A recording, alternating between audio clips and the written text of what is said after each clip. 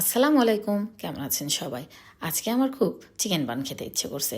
এই জন্য ঝটপট আমি চিকেন বান তৈরি করতে শুরু করে দিলাম। প্রথমে আমি 2.5 কাপ ময়দার আটা নিয়ে নিয়েছি।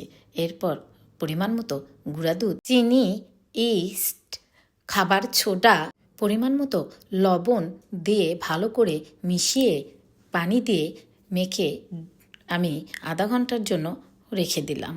এরপর কড়াইতে ঘি দিয়ে কেটে রাখা পেঁয়াজগুলো ঢেলে দিয়ে এর মধ্যে আদা, রসুন, জিরা বাটা দিয়ে দিলাম। ভালো করে নেড়ে চেড়ে কেটে রাখা গাজর, স্বাদ মতো লবণ, সিদ্ধ করা মুরগির মাংসের পানি ঢেলে দিই। টমেটো, কাঁচামরিচ, গুঁড়ামরিচ দিয়ে টুকরো করে রাখা মুরগির মাংসগুলো দিয়ে দেব। ভালো করে নেড়ে চেড়ে tomato sauce, soya sauce, chilli sauce দিয়ে একটু নেড়ে চেড়ে ঢাকনা দিয়ে ঢেকে দেব।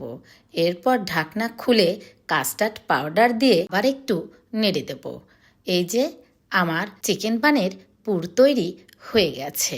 আধা ঘন্টা আগে মেখে রাখা আটাগুলো কত সুন্দর ফুলে উঠেছে।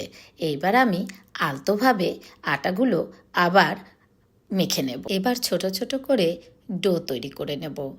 ডোগুলো হাতের তালুতে আলতোভাবে গোল করে নিয়ে এর মধ্যে আমি পুর দিয়ে দেব।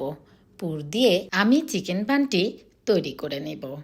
এরপরে চুলাতে ফ্রাই প্যান বসিয়ে হালকা তেল দিয়ে চিকেন বানগুলো দিয়ে ঢেকে দেব।